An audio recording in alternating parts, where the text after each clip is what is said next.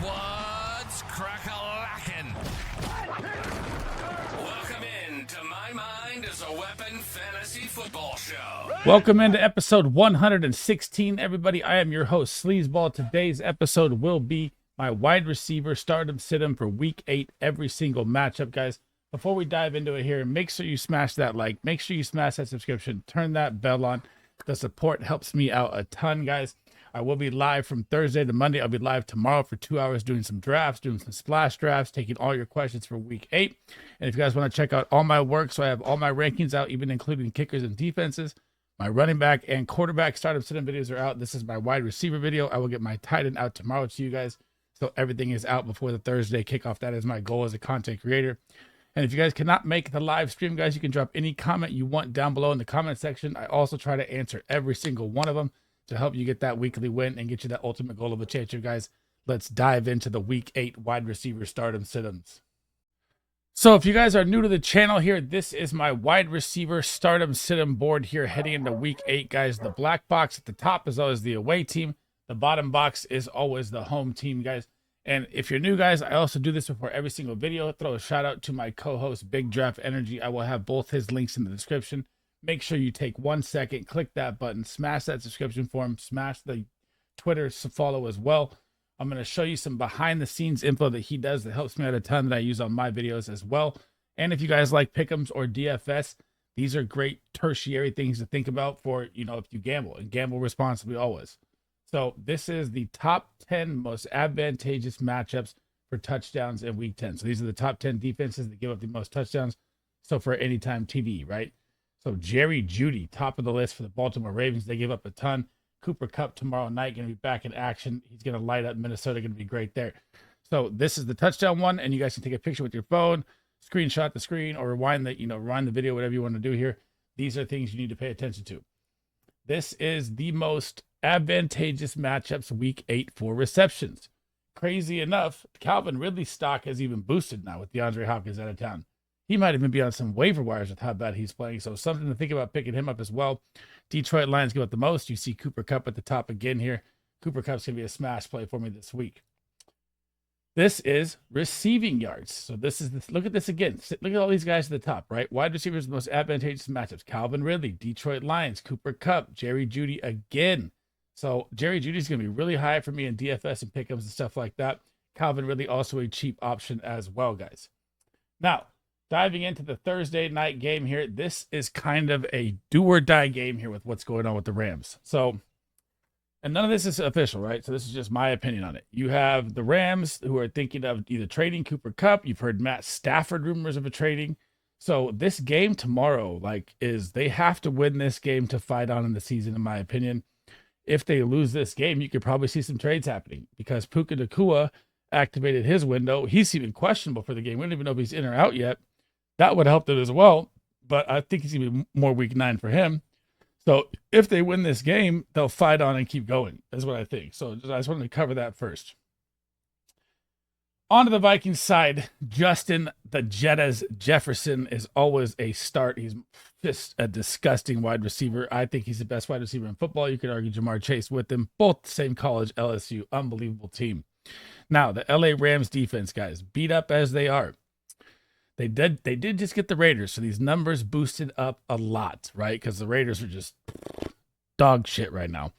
So the Rams ranked 12th versus the wide receiver, getting at 29.7 points per game. They ranked 15th in the red zone, middle of the pack there.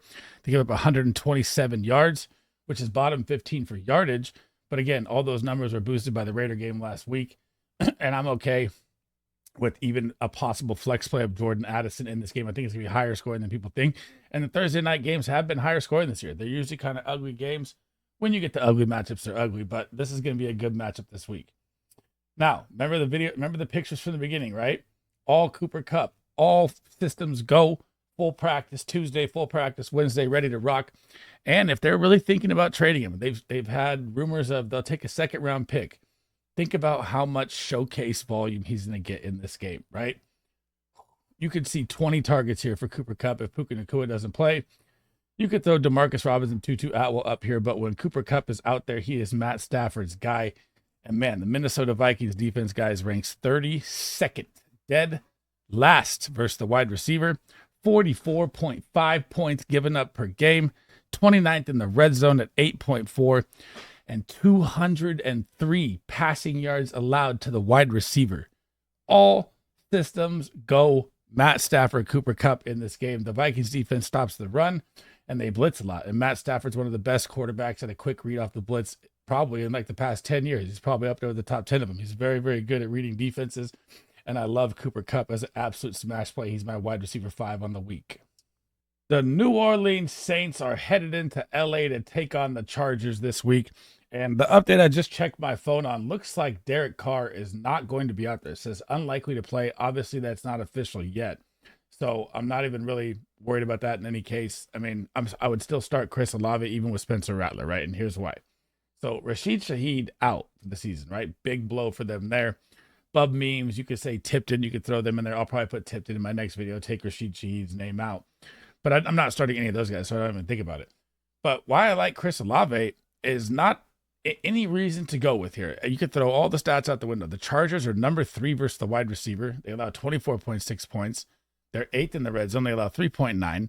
They give up 113 yards to position, which is bottom 5 in the NFL. So very, very good pass D. But volume is king in fantasy football. Who else is Spencer Rattler or Hayner going to throw the ball to, right? So you saw Tipton and Means get those targets when they were out. It's going to all go to Chris Olave. I think he's going to be a solid floor play, even in a very tough matchup, because they're probably going to be playing from behind, ton of passing volume. And I think you might even see Jake Hayner at halftime in this game for some reason. That's really how I feel. And that would help him even more. So I'm okay with the Chris Olave start still, even though nothing on paper says you should, because he's a superstar wide receiver and volume is king, and I think he's going to see a ton of it. On to the Chargers side. Impressively enough, we saw a 300-yard pass game from Justin Herbert last week, right? Let's clap it up for that. It's been under 200 all year, and then he just pops one off on Monday Night Football. Now you get the New Orleans Saints, and the New Orleans Saints defense right now currently versus the wide receiver is giving up 34 points a game. They rank 21st. They also give up the third least points in the red zone. So they lock up really well in the red zone. So the touchdown upside is low there for Chris Olave. But they give up 166 yards on the season, which is bottom 10 in the NFL in that category as well. So, I mean, not Chris Olave, Ladd McConkey. And Quentin Johnston may be back. I'm going to check his update live right here while we're talking about it. I need to, once I start cranking these videos, I completely forget to check all the updates. Like I miss every single thing. I'm looking up Quentin right now. I know he was out last week. So another missed practice today.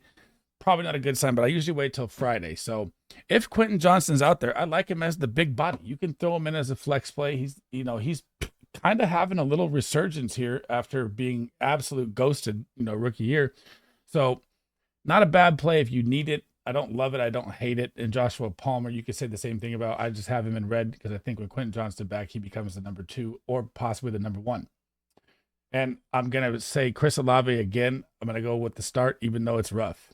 The sea of red game is here, guys. And this is very rare for wide receiver stardom sit-ups here. You have the Panthers heading into the Broncos. My opinion, the number 1 defense in fantasy football. And the worst part is Andy Dalton gets into a car accident, hurts his hand, so they're sitting him out and they're starting Bryce Young. And we saw how Bryce Young looked. Could we say that maybe he's learned something over the 7 weeks playing behind, pro Andy Dalton, who's been there for 16, 17 years with how old he is? Possibly. Do I like him to come in versus number 1 defense and do anything? No, I do not. Deontay Johnson wants to get out of Carolina. He's not happy with the situation. I don't even think he's trying anymore. He's going to draw Patrick Surtain, who's back off the concussion. That's a no-go. Xavier Legette, I'm not starting either way. And Adam Thielen's IR window was open. I don't know if he's going to be out there or not. But, guys, the Denver defense ranks number 2 versus the wide receiver on the season, giving up 24.5 points. They rank number 7 in the red zone, and they give up 116 yards, which is bottom 5 in the wide receiver position. Ugly game coming here. I think Denver is going to be my number 1 defense. Well, I already ranked them number 1. I hit them number 1 last week. I think they're going to be number 1 again this week. On to the Broncos side. I don't like anything here either. And everything would show you that it's not bad, right? So this is what I think in this game. So I've been saying about this to the Carolina Panthers for like 2-3 weeks now. So the Carolina Panthers ranked 22nd versus the wide receiver, giving up 34 points. They rank 21st in the red zone, so the touchdown upside is there. They give up 149 yards to the wide receiver position, which is bottom 15 in the NFL. But what has happened when Carolina plays people this year, especially with Bryce Young now? It's going to get even worse, right? So what happens is the teams just run them over. They're dead last in every single category against the run. This is why Javonte Williams is such a high smash play for me here. If you needed a flex play, could you throw Courtland Sutton in? He's very touchdown dependent in this game. Possibly you can, right? I just have him on red because I don't trust it. I think this is going to be a full Javonte Williams, Jaleel McLaughlin. You'll probably see a little Audric Estime in there as well in this game. Carolina, after losing their superstar on defense, they've just been absolute shambles. They cannot stop anything on the ground. And I think that's how it's going to be. I think Bo Nix is going to rush for a lot of yards here as well. And I could have put Courtland Sutton in yellow. I mean, if you needed a deep flex play, triple flex or, triple flex, super flex league, something like that, I'm okay with it. I just don't love it. The division rival game, the Kansas City Chiefs versus the Raiders. And man, the Raiders are absolute shambles, guys. It's over. It's done. Wrap it up. The fans are pissed. The tickets are getting free. It's absolutely terrible. Now, what do the freaking Chiefs go out and do, who I can't stand because I'm a Niner fan? They lose Rashee Rice. They lose Hollywood Brown. What do they? They just go out and get DeAndre Hopkins for a 5th-round pick that could possibly be a 4th-round pick. Now, do I feel comfortable starting DeAndre Hopkins in his first game there? Possibly. I mean, you have Patrick Mahomes. He's never had a quarterback like this in his life ever throw him the football. His value has skyrocketed to the absolute moon. He's probably going to see a 20 to 25% target share the rest of the way once he gets acclimated with this Chiefs offense. High touchdown dependency every single week with Travis Kelce out there as well is going to help him there too. It's going to open up the run lanes for Kareem Hunt and Pacheco when they get back. I mean, man, could you have gotten a better, cheaper wide receiver for the Chiefs? But in this game, I have them as, and Xavier Worthy as well. He's always boomer bust. If you watch my videos, I never like boomer bust players, and he's been busting. And this is not a game where they're going to need to pass. The Raiders' strength is actually their pass defense, guys, which is crazy to say. With how bad their offense is, not moving the ball, they still rank 8th versus the wide receiver. That's impressive. 28.3 points per game. They rank 4th in the red zone. So low touchdown upside for the wide receivers in the red zone. And when I'm looking at the Raiders, they have 128 yards to the wide receiver position. That's bottom 10 as well. So could Xavier Worthy pop the top off on one? Yes. Could DeAndre Hopkins catch a touchdown on his first game? You know how the hype goes when you get a superstar linked up with a superstar. Could happen. Do I trust it as a smash start? No. Can you flex him? Yes. I would say I'd rather flex DeAndre Hopkins on his first game than Xavier Worthy, in my opinion, because I just don't like the boomer bust players. On to the Raiders side. Jacoby Myers, Trey Tucker. The Raiders offense is doomed. I'm doing it live here as well. Again, I do not know the Jacoby Myers status. He's missed the past 2 weeks here. Checking it live as we're going. I don't know if he's practiced yet. So he returned, limited today in practice. So good sign there for the Raiders. And why I put him in yellow, even though the Chiefs defense ranks number 4 versus the wide receiver. So they give up only 26 points a game to the wide receiver position. 7th in total points on the season, and they rank 24th in the red zone. So the touchdown upside is there. But why I'm okay with Trey Tucker as a flex play if you need is for the same reason as Chris Olave. You're the only guy out there. You're going to get volume. Yes, Brock Bowers, we'll see. Dude, this is the Brock Bowers smash game. We'll get to that in my tight end video. But he's still going to see 6, 7, 8 targets, possible touchdown upside. If you need a Jacoby Myers flex play, I'm not against it the rest of the season, because they don't have any wide receiver help. The quarterback play could be terrible. Yes, they even bring in Desmond Ridder, which that's even worse. But, man, you can throw him out there as a flex play confidence because he's going to see volume, and volume is king. The beat-up San Francisco 49ers are hosting the Dallas Cowboys Sunday Night Football. My boys better get this win, man. And it's just gotten ugly for the 49ers, man, with injuries. It's crazy. But we're going to talk about the Cowboys first here. CeeDee Lamb, Jesus, always a must start here for him. Tolbert, I'm okay with the dart flex play here. And Brandon Cook still on IR. So the San Francisco 49ers defense currently on the season right now ranks 10th versus the wide receiver, giving up 28 points a game. They rank 11th in the red zone. So they're pretty much a top 10 defense all around versus the wide receiver. Give up 135 yards to the position, which is bottom 15 as well. But Hufanga is out to cover the top. Tre'Davious Ward finally back healthy last week. Injuries are piling up all over for the 49ers offense, which is going to leave their defense on the field more. So Tolbert in this game could be a nice flex play. I mean, I don't love it. I don't hate it. Just an option if you need it in a deeper league. CeeDee Lamb is always a must start no matter what. And I just have this weird feeling that it's just going to get uglier and uglier and uglier for my 49ers, man. We need CMC back. We need help quick. But to the 49ers side, again, Ayuk out. Debo was out last week with pneumonia, hospitalized, cleared the hospital yesterday. Update today is they don't know if he's going to play or not. Obviously, I hope he's out there. So if he's out there, I'm definitely starting him 100%. But again, I don't know if he's going to be out there. Now, for these two right here. So this is like your waiver wire conundrum, whichever one you picked. I lean toward Ricky Purcell because he played 76% of the snaps and Juwan Jennings did not last week. So it looks like they're trying to find what they have in the rookie. But Juwan Jennings always has the rapport with Purdy. And, you know, he had that big 40, the highest point game of the season for a wide receiver right now. So either one of them could be a nice flex play. The Dallas Cowboys versus the wide receiver currently on the season ranked 18th, getting up 32.5. They ranked 20th in the red zone, and they give up 150 yards, which is bottom 15. And Diggs has looked slow. Micah Parsons coming back off the injury. Deron Bland practicing, but he's not cleared off IR. I mean, both these teams are just beat up across the board. So could one of these guys pop? Like we're talking Tolbert, Ricky Purcell, Juwan Jennings. Could they find the end zone? Yeah. Do I love them as a start? No, but I'm not going to say sit them because the opportunities are going to be there in bunches. And say Debo is out and doesn't make it with pneumonia, then these really become interesting with Ricky Purcell and Juwan Jennings. So just for now, I'm going to leave CD always smash start, Debo start if he's out there.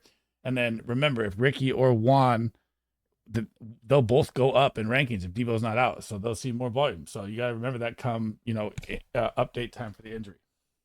Man, the poor Tampa Bay Buccaneers. They will be hosting the Atlanta Falcons this week, guys. And losing Evans and Godwin just pains me the way that game went, man. Mike Evans being 31 out there playing on a bum hamstring with a 4-2 record blows my mind.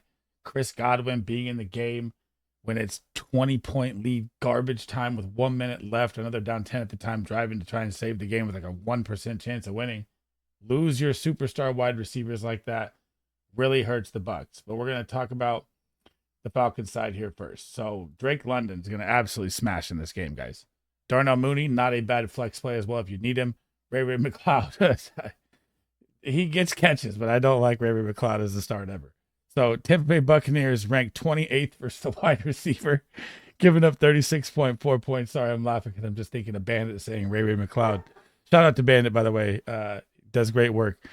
28th on the season, 36.4 points. They rank 18th in the red zone. They give up 162 yards, which is bottom 6 in the NFL. And what's going to happen in this game? The only thing I'm worried about here with Drake London, Darnell Mooney, or Ray McLeod, everything looks great, right? But how is the Bucs offense going to look without their star wide receivers? How is their offense going to move? That's the scary part, right? So do I think the Falcons could just pound the run on them and end it like that? They could, but I'm still going to throw Drake London out with confidence. Darnell Mooney, flex option if you need. On to the side of the Bucs, man. Ugly. Chris Godwin's season come to an end. I'm going to take his name off next week. Mike Evans out till week 11 is the update right now at the hamstring, but it's a grade 2 hamstring, not good. I would say him being older, maybe longer than week 11. So that's going to be rough as well. Now, the guy that I've been talking about all preseason, my hype up that was better than freaking Jalen Polk, because Jalen Polk was drafted higher because this guy got injured at Washington in college. And one of my favorite pickups is Jalen McMillan. You could put Sterling Shepard up here. He could be a solid flex play if you need. I don't trust it. Yeah, he has the Oklahoma connection with Baker. But this guy, Jalen McMillan, was so good till his injury at college. He'd been drafted in like the 2nd round. So him and Rome Odunze were just ripping it up. As soon as he got hurt, Rome Odunze started drawing the doubles, led to Jalen Polk getting drafted higher. And you've seen how Jalen Polk played out. Not to like throw shade in his way at all. I just was not high on Jalen Polk coming out of the draft. I didn't like what I saw from him at all. I like Javon Baker better. So Jalen McMillan is now going to get the opportunity to operate as the one in a high-powered offense led by Baker Mayfield. I mean, this could be a solid play here for 3 to 4 weeks with him. You get the Atlanta Falcons defense. The Atlanta Falcons defense ranks 27th versus the pass. That's 36 points a game they give up. They rank dead last in the red zone, so touchdown upside is there 100%. And they give 143 yards, which is bottom 10 in the NFL for the wide receiver position. So in a game where it probably could be garbage time, the best thing about garbage time is to have a rookie. Rookies do not come out in garbage time, right? So, like Drake May, they're down 20, he's out there playing. Bo Nix, he's down 20, they're out there playing.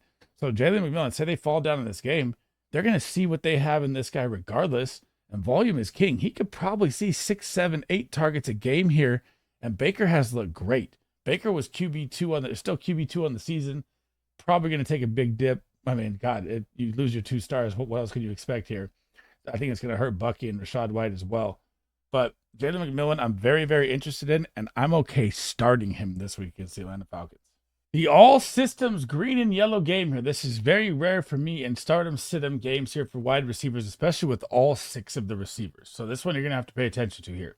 So the 5-2 Buffalo Bills with the newly acquired Amari Cooper are heading into the 12th man Seattle Seahawks, who are 4-3, coming off a blowout win over the Atlanta Falcons, which is very impressive.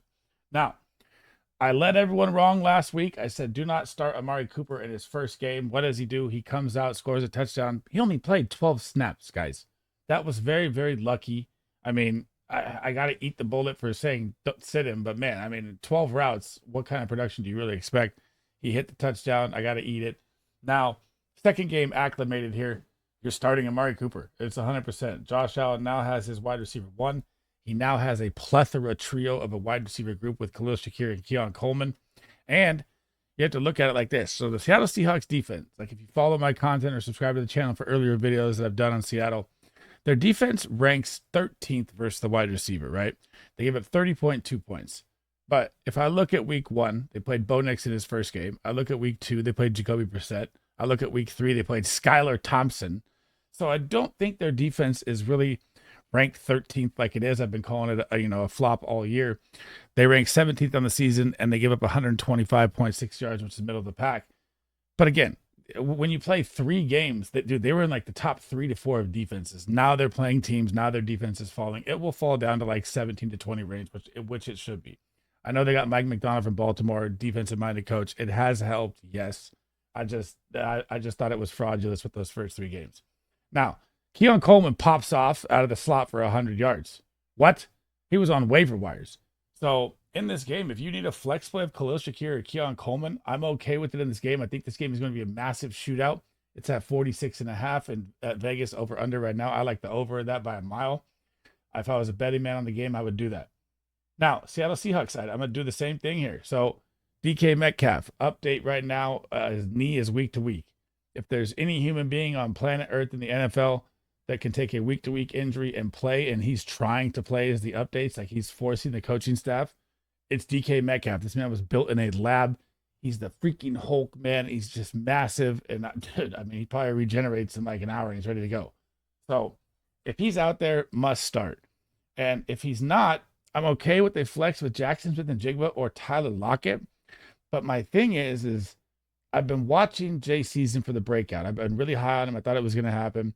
Yeah, he's had a couple floor games. He had that one pop-off game with 16 targets, which is an aberration game. But he can't find his way with DK drawing the doubles. If DK is out, yeah, you would think the boost is going to go up. But can Jay Season get open being the main guy, right? That's all up in the air to me because he hasn't proven it to me yet. He's been kind of just a decent wide receiver 3, floor play, nothing great besides that 1 week. Tyler Lockett will probably be, for some reason, in my opinion, the more trusted option if DK goes out than Jackson Smith and Jigba. And that's crazy to say. That's just how I feel with Geno Smith and Tyler Lockett. Now, the Buffalo Bills, guys, versus the pass, they have 3 very good corners. All 3 of their corners rank in the top 12 PFF. I mean, lockdown, man-to-man corners that are very good. They play a lot of man. They play a lot of zone. They mix it up. I mean, they rank 9th versus the wide receiver, 28.3. They rank 4th in the red zone. They give up 126.7 yards, which is bottom 10.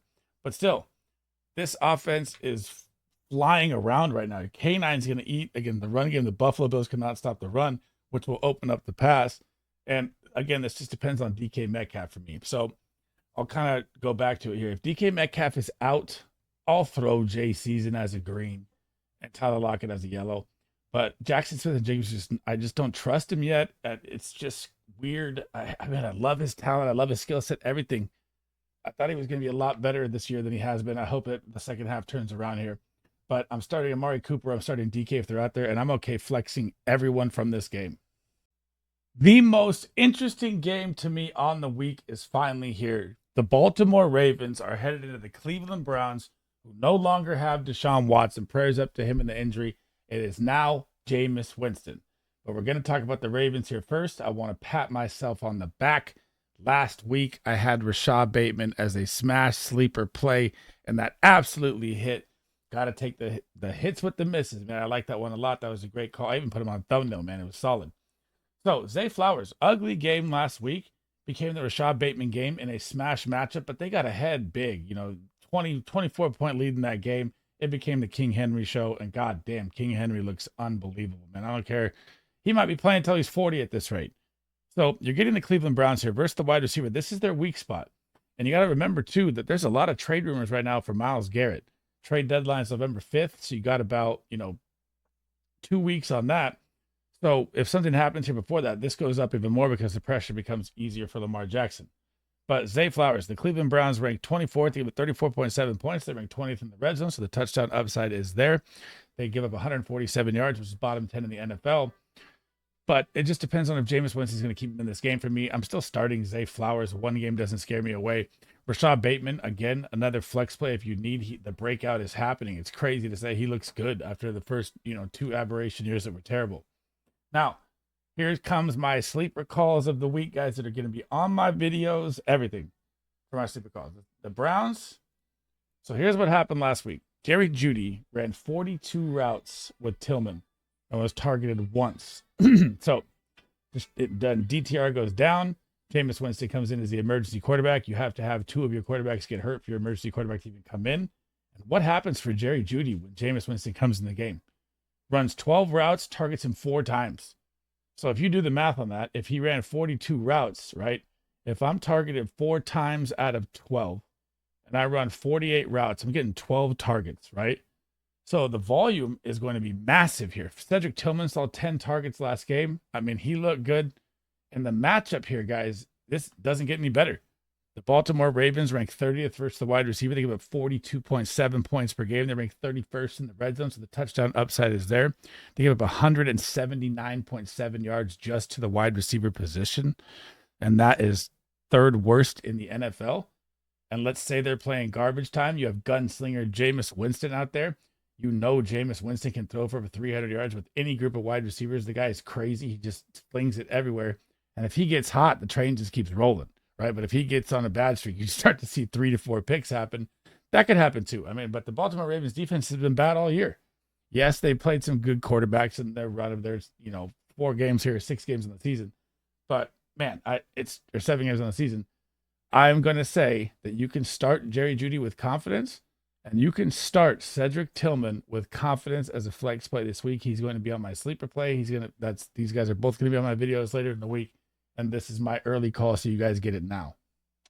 The Chicago Bears off the bye are heading into the Washington Commanders, who could have Marcus Mariota as their quarterback. So Jaden Daniels takes that hit to the ribs, fractures his rib as the update. The update is week to week. Didn't practice today, but it looks like he may be fighting. You got to pay attention to the updates. Friday is usually the big day. So tomorrow will be massive tell there, so make sure you're paying attention. Now, Bears side here. All systems green and yellow. DJ Moore, Keenan Allen, possible Rome Odunze flex play because you don't know who's going to pop, right? You don't know if it's going to be Keenan. You don't know if it's going to be Rome. DJ Moore is always going to get his. He's the alpha.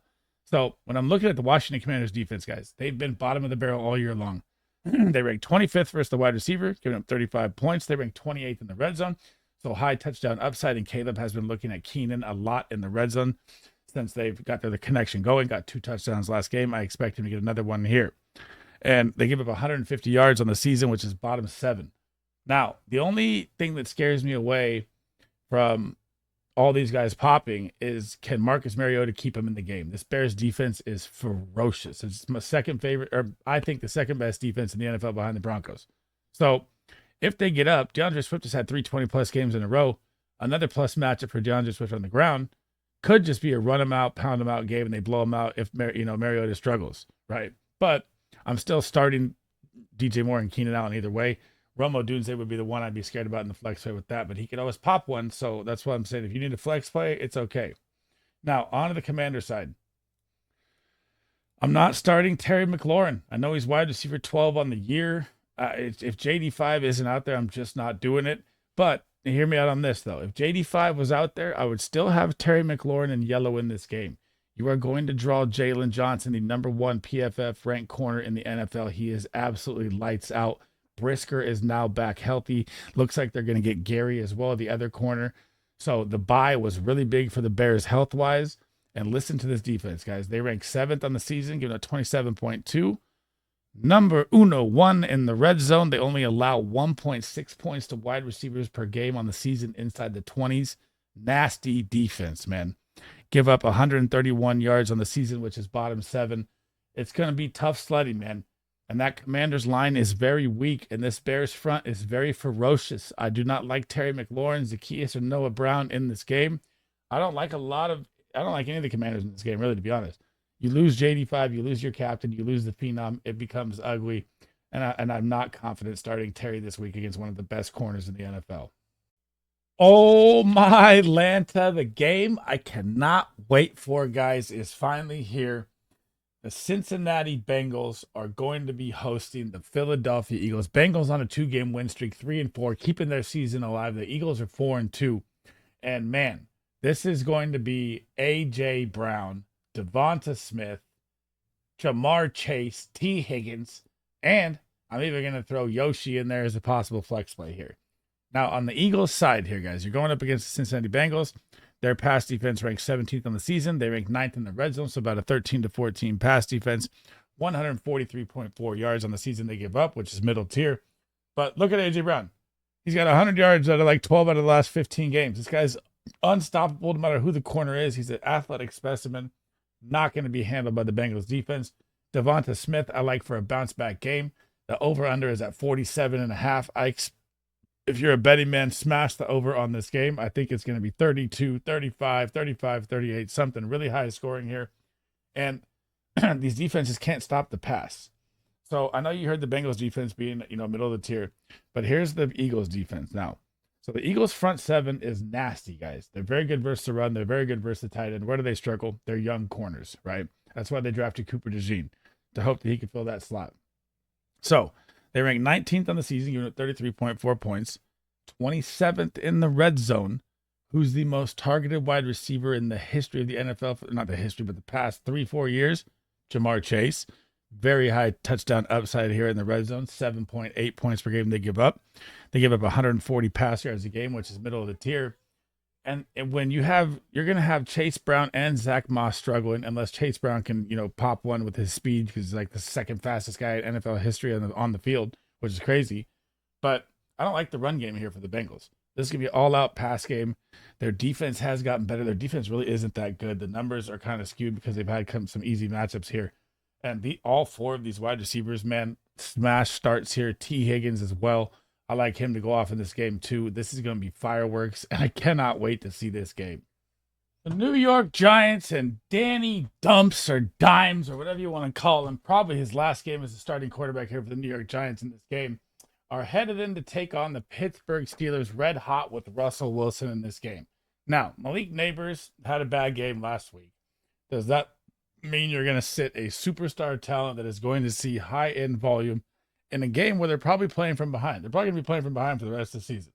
So I'm still starting Malik Neighbors. I know the Pittsburgh Steelers defense is very good. Wan'Dale Robinson's still a flex option for me with the volume he sees. Now, Darius Slayton could be the home run hitter. Deep leagues thought I don't like to start him in a 12-man league right now at this rate. Now, Pittsburgh Steelers defense versus the wide receiver ranks 11th, giving up 29.3 points. They rank 12th in the red zone and 147 yards, which is bottom 15. So almost a top 10 defense all around versus the wide receiver position. Now, Neighbors is going to draw Porter Jr. in this game, who's the #1 shadowing corner and a lockdown corner.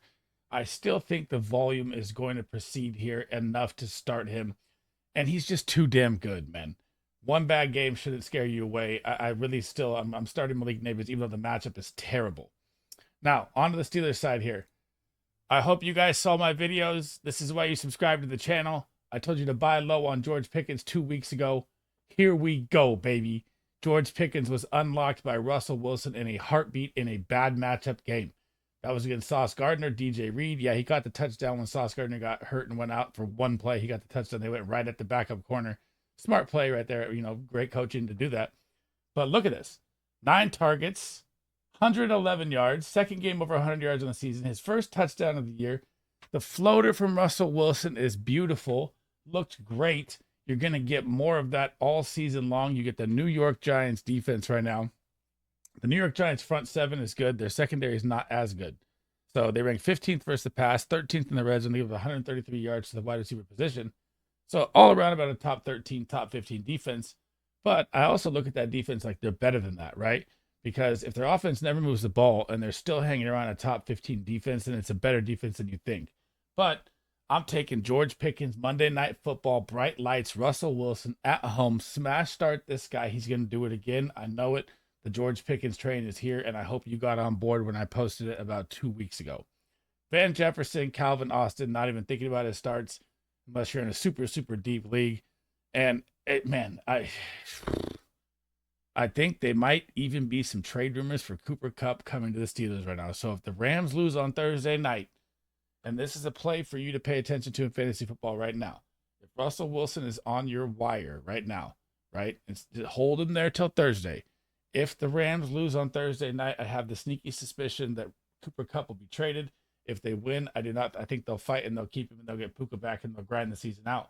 But the number one suitor right now in Vegas with the minus 125 betting odds is the Pittsburgh Steelers to get Cooper Kupp. So remember, they lose that game, you snatch up Russell Wilson right when that game is over, because this is going to get very interesting if they lose. The New York Jets and the newly acquired Davante Adams are headed into Foxborough to take on the Patriots, and I'm never sitting Davante Adams or Garrett Wilson with Aaron Rodgers as the quarterback. I know last week wasn't great for them, but that was their first time out there. Got to give it a little break there. And Alan Lazard is always going to see work from Aaron Rodgers. So if you need a flex play or you got a bunch of injuries, I'm okay with Alan Lazard as well here too, because Rodgers trusts him. And it's like he handpicked his whole team here, right? This is chemistry with the Packers, chemistry with Davante Adams for 8 years, chemistry with Lazard. And you get the New England Patriots pass defense here, who ranks 20th versus the pass, giving up 33.5. They rank 22nd in the red zone, so very high touchdown upside here as well, and 154 pass yards. And I feel like this game right here is the game that is going to turn around the Jets season, and they are just going to catch fire because they are too good on paper. Now, heading to the Patriots side, god damn, last week was killer, man. Pop Douglas, I had as a smash play. We don't get an update that he has an illness or an IV or anything going on. Comes in the third quarter. I had so many slips with him. So if you come back in the third quarter, you can't get that slip back. Lost like $200 on this guy. Freaking football updates that wasn't told to me. So I'm just ranting my pissed off rant right now. But I'm still going to put him as a start here.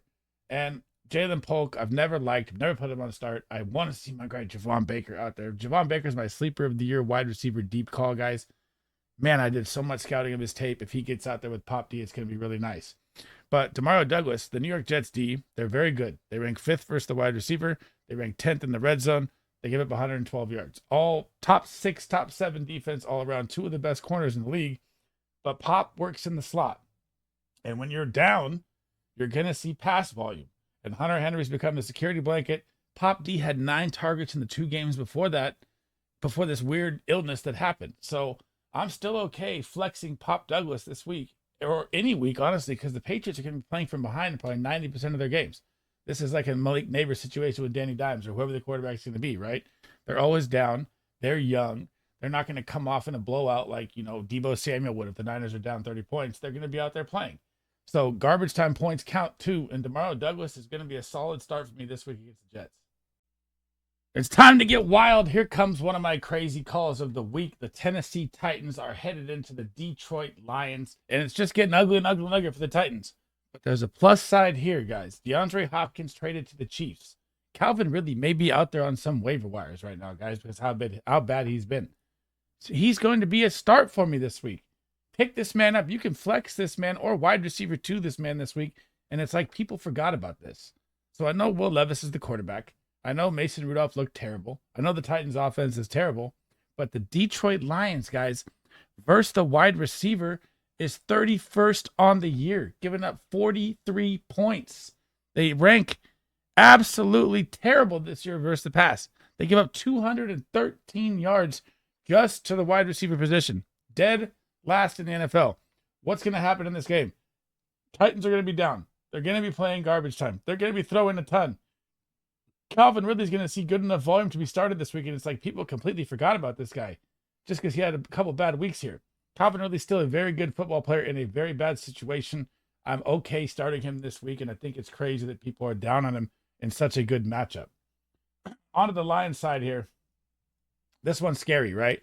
So I'm going to say start Amon-Ra. I don't really love the start, and it's crazy to say I don't really love starting Amon-Ra because, like I just said, game script here, right?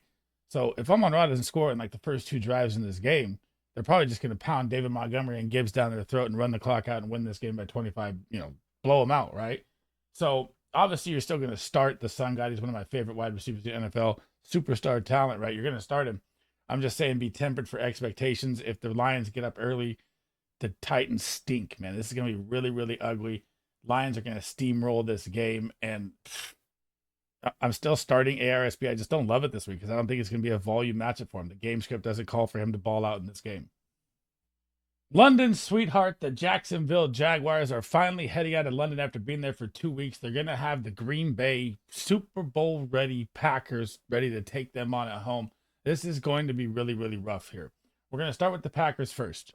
The matchup doesn't get any better. This is beautiful. The Jacksonville Jaguars are terrible all around on defense, probably the worst defense all around in the NFL, stopping the run, the tight end, and the wide receiver.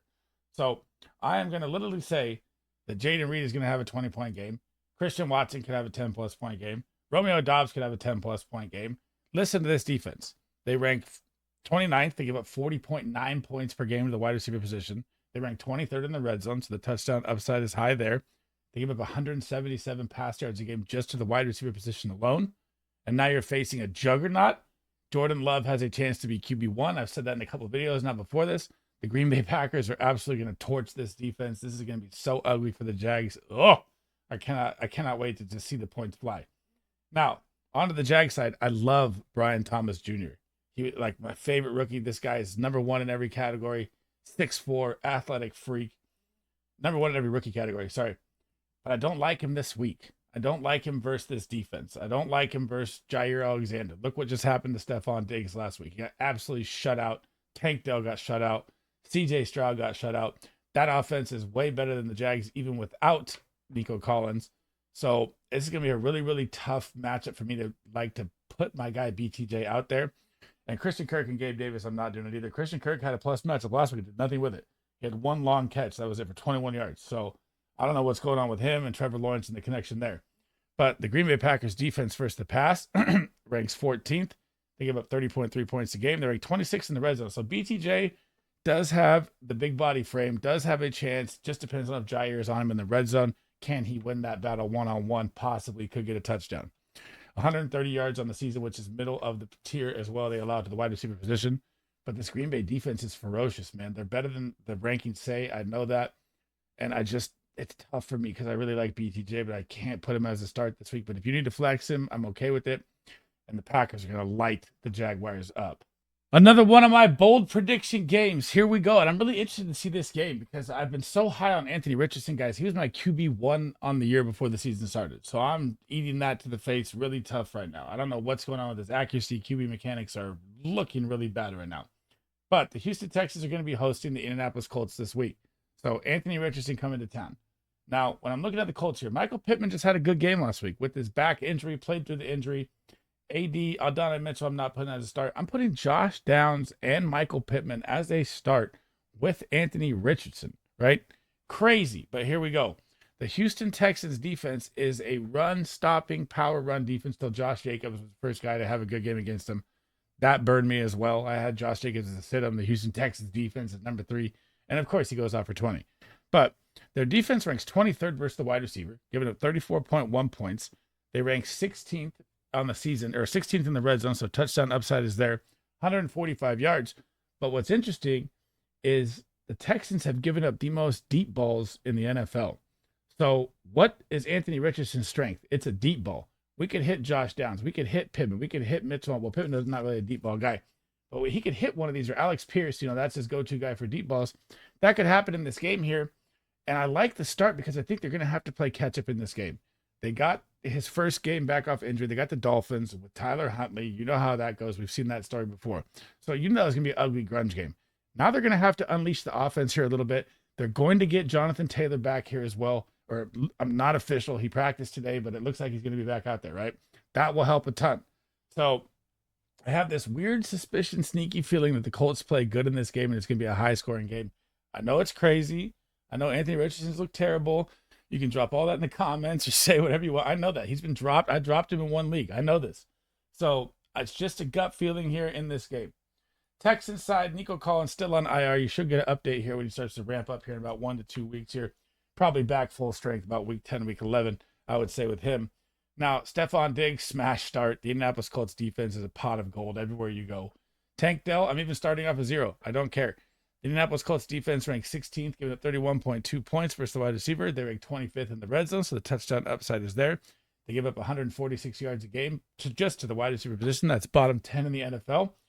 And you know when Tank Dell has a 0 game and the updates are he's going to get more involved, the coaching staff's like, we're going to get him the ball. Dude, he had like 5 targets that were out of bounds last week. So it's not like that 0 was really a 0. There was just some bad throws. CJ Stroud was throttled. Why? Because just like I said before, the Green Bay defense is good, man. So this game, this is going to be free, just free pickings right here against the Colts. I like Stephon Diggs and Tank Dell. And remember, I like Pittman and Downs as sneaky start plays in a game I think they're going to have to score a lot of points in. Last but not least, I saved this game for last in all my startup sit-in videos just because I'm so happy that Tua Tagovailoa is back this week for the Miami Dolphins. They will be hosting the Arizona Cardinals, and what better game to bring him back to than the very, very bad Arizona Cardinals defense. Now, I'm going to go out on a limb here on this one as well, too, here. I almost put Marvin Harrison on a sit, but I'm not sitting my stud wide receiver 1 that was drafted in the top 15 picks of a fantasy draft. But the matchup is terrible, guys. The Miami Dolphins are number 1 versus the wide receiver. They are number 1 versus the quarterback, too. They only give up 22.7 points per game. They rank number 2 in the red zone. They give up 115 yards, which is bottom 5 to the wide receiver position.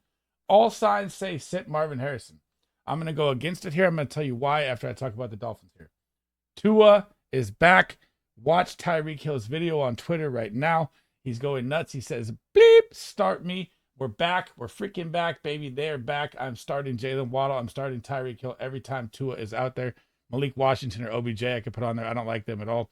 This is going to be that game where he comes back out. They're at home, and they blow the brakes off the Cardinals here. So Arizona Cardinals ranked 26th versus the wide receiver, getting 36 points a game, 30th in the red zone. High touchdown upside here as well. 161 yards, bottom 5 in the NFL to the wide receiver position. Light it up. The fireworks are going to be flying in this game. Now, what I just said leads to why I still like Marvin Harrison. If you listen to the middle of the video, when you're in garbage time, what happens? Your rookie doesn't come out. I feel like Marvin Harrison's still going to beat his projection in this game. I know you have Ramsey. I know you have Fuller. 2 good corners. They're very, very good at stopping the pass. But I feel like the Dolphins just beat the brakes off him, and Marvin Harrison's still going to get 10, 12, 11, 13 points in this game with a possible touchdown in garbage time. Because I feel the Miami Dolphins just come out and smack them in the mouth. And I'm still willing to start Marvin Harrison Jr. just for the garbage time points that could happen.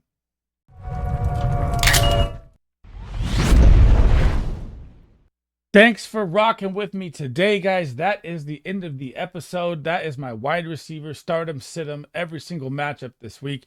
That is it for me today. And guys, in videos, I am gassed, so tired, man. I had to take my mom to the airport at 2:30 this morning. I've been up all day. I need to get some sleep here. Before we head out, guys, make sure you smash that like, smash that subscription, turn that bell on. It helps me out a ton, guys. Remember, I'll be live tomorrow. I'll also get you my tight end video tomorrow before kickoff, so you have all my rankings and my stardom situps before every Thursday kickoff. That is my goal for this entire season. And if you guys can't make the live stream, as always, drop any comment you want down below. It does not have to pertain to this video. I try to answer every single one of them as well. Also, another goal of mine to get to all your questions to help you guys with whatever it is, to help you get those wins and get you that ultimate goal of the championship, guys. And that is it for me. Hope to see you guys in tomorrow's video and in the live stream, man. 5 p.m. Eastern. I will be live for 2 hours doing some drafts, doing some splashes, doing some second half best ball, and taking all your week 8 questions, man. Can't thank you guys enough for the support. SleezBall out.